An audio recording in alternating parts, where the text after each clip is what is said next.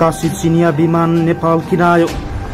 यति धेरै स्वास्थ्य सामग्री चीनले नेपाललाई दिँदै भारतलाई लाग्यो ठूलो झट्का।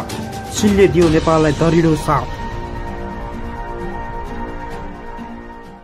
दर्शकबिन नमस्कार, तपाईँ मेरो पोखरा टिभी युट्युब च्यानल हेर्दै हुनुहुन्छ। समाजमा र विश्वमा घटेका सत्य तथ्य खबरलाई तपाईसँग पुर्याउने हाम्रो अभियान जारी छ। तपाईले मेरो पोखरा टिभी युट्युब च्यानललाई सब्स्क्राइब गर्नुभएको छैन भने आज नै सब्स्क्राइब गरी नजिकैको बेल आइकन दबाई हामीसँग जोडिनुहोला। पल पलको ताजा खबर तपाईलाई अपडेट गराउने हाम्रो अभियान निरन्तर रहिरहनेछ। दर्शकबिन नमस्कार, म प्रदीप गाउँले आज म तपाईमा अत्यन्त महत्त्वपूर्ण र अत्यन्त खुसीको भिडियो लिएर आएको छु। भिडियो अन्तिमसम्म हेर्न अनि सुन्न नबिर्सिनुहोला र सुनिसकेपछि हाम्रो मेहनतका लागि एक लाइक अनि एक शेयर गर्न पनि नबिर्सिनुहोला। च्यानलमा नयाँ हुनुहुन्छ भने सब्स्क्राइब गरी जोडिनुहोला। सुरु गरौँ आजको मुख्य विषयवस्तु। नेपालमा फैलिएको कोभिड-19 महामारी विरुद्धको लडाईँमा चीनले जतिसक्दो सहयोग गर्ने बताएको छ। चीनिया विदेश मन्त्रालयका प्रवक्ता वाङ यिङपिङले शुक्रबार आयोजित नियमित पत्रकार सम्मेलनमा नेपालको महामारीको अवस्था भयावह बन्दै गएकोमा चिन्ता व्यक्त समेत गरेको हो। प्रवक्ता वाङपिङले नेपालको चीन मैत्रीपूर्ण छिमेकी तथा रणनीति साझेदार भएको र चीनिया पक्षले नेपालमा महामारीको गम्भीर अवस्थाको चुनौती महसुस गरेको अवस्थामा चीनले जतिसक्दो सैन्य सामग्री र कोभिड-19 विरुद्धका खोपहरू उपलब्ध गराउने बताएको छ। यथाशक्य रूपमा चीनले धेरै सहयोग पुर्याउने तत्परता रहेको उल्लेख गरेको छ। चीनले नेपालको कोभिड-19 महामारीको लडाईँमा नेपाललाई निरन्तर रूपमा सहयोग पुर्याउने प्रयास गर्नेको पनि बताउँदै आएको छ। छिमेकी राष्ट्र चीनले नेपालका प्रत्येक सिमानामा भारतले गरेको दमन अत्याचारको विषयमा पनि सहयोग गर्ने भएको छ। उनले नेपाललाई महामारी विरुद्धका लागि आवश्यक सामग्री नयाँ खोप आपूर्ति गराउने बताउँदै ती सामग्री संकलन गरेर छिटै नै चिनिया विमानमा नेपाल पठाइदिने विश्वस्त बनाएका हुन्। चाँडोभन्दा चाँडो नेपाली साथ पुर्याउने बताएका छन्। उनले यसरी नियोआर फेङ अर्थात् नेपाली साथी भनेर नै सम्बोधन गरेका थिए। उनले भने, हामी विश्वास गर्छौं कि नेपाल सरकारको नेतृत्व र सबै दलको संयुक्त प्रयासबाट नेपाली जनताले चाँडै नै महामारीबाट जितेर अगाडि बढ्न सक्नेछन् र सामान्य जीवनयापनतर्फ छिटै फर्कनेछन्। चीनले यस्तो विश्वास दिलाएको हो। चाहे महाभूकम्प होस् या महामारी, चीन सदा नेपालप्रति चिन्तित देखिन्छ। नेपाललाई सदा सहयोग गर्न तत्पर पनि देखिन्छ। आजको सम्मेलनमा प्रवक्ता वाङपिङले यसरी नेपाललाई सम्बोधन गर्नुको यसैको उदाहरण हो। नेपाल र चीन सच्चा छिमेकी हुन्, असल छिमेकी हुन् भन्ने उदाहरण समेत देखाएको छ। यो घोषणा र सम्बोधनले फेरि पनि चीन र नेपालको सदाबहार छिमेकी मित्र राष्ट्र भएको प्रमाणित समेत गरेको छ। महामारी भएदेखि नै नेपाललाई सहयोग गर्दै आएको चीनले 8 लाख डोज खोप अनुदान स्वरूप दिने भएको छ। यो खोप केही दिन भित्र नै चिनिया विमानबाट नेपाल ल्याइने बताइएको छ। प्रवक्ता वाङपिङले उक्त पत्रकार सम्मेलनमा हालसालै महामारीलाई परास्त गर्ने सम्बन्धमा चिनिया विदेश मन्त्रीले आयोजना गरेको भिडियो सम्मेलनमा नेपाली परराष्ट्र मन्त्रीलाई समेत नेपाललाई महामारी विरुद्ध नयाँ खोपको सामग्री उपलब्ध गराउने विषयमा छलफल भएको उल्लेख गर्नु भएको छ। नेपालको महामारी भयावह बन्दै गएको अवस्थामा चीन यसरी टुलुटुलु हेरेर नबस्ने र चीनको दरिलो साथ नेपाललाई हुने चिनिया पक्षबाट हुने खोप तथा स्वास्थ्य सामग्री छिटोभन्दा छिटो नेपालमा ल्याइदिने सम्मको चिनिया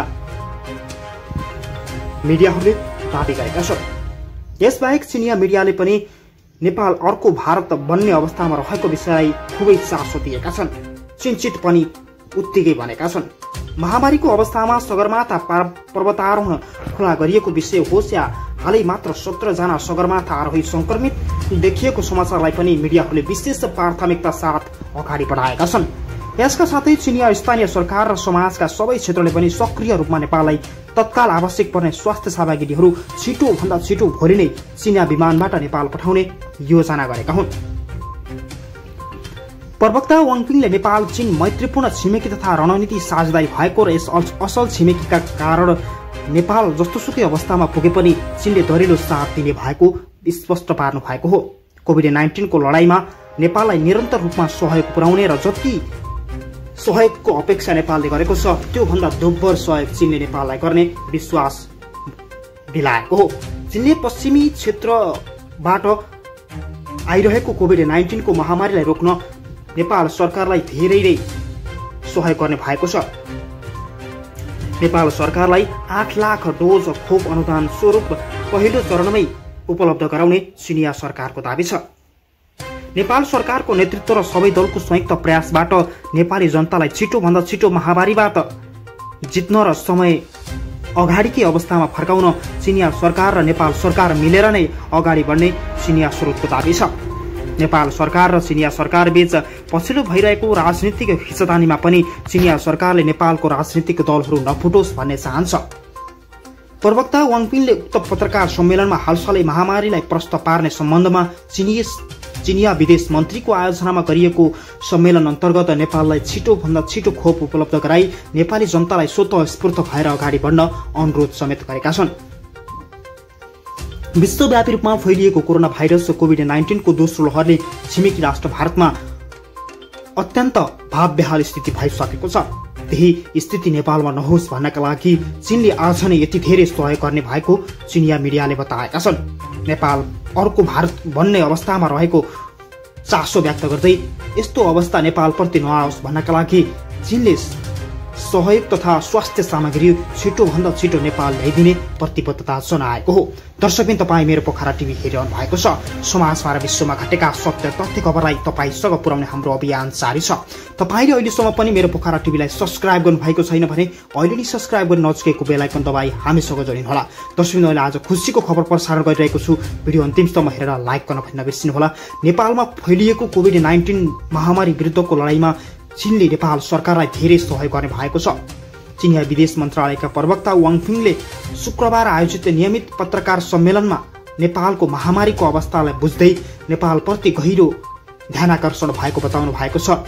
नेपाल आफैमा गरिब देश भए पनि स्वतन्त्र र आफ्नो हक र हितका लागि कोसिसमा निडर भएर अगाडि बढिरहेको उहाँले बताउनु भएको छ। छिमेकी राष्ट्रको दमन अत्याचारको विषयमा चीनले नेपाललाई दरिलो साथ दिँदै आउने प्रतिबद्धता समेत जनाएको हो। लिपुलेख क्षेत्रमा तत्कालै आफ्ना फौज पठाएको चीनले नेपालको जमिन छित्री फिर्ता होस् भन्ने चाहन्छ।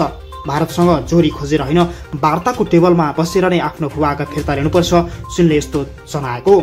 मैत्रीपूर्ण छिमेकी तथा रणनीति साझेदारी भएको नेपाल र चीन बीच भइरहेका गम्भीर विषयलाई पनि चिनिया पक्षले मध्यनजर गर्ने भएका छन्। नेपाल र चीन बीच मिलेर नै यो महामारीको लडाईँलाई अन्त्यसम्म लड्ने बताएका छन्। दर्शकबिन, यो आजको खुसीको भिडियो तपाईँलाई कस्तो लाग्यो? भिडियो अन्तिमसम्म हेरेर बस्नु भएकोमा धन्यवाद।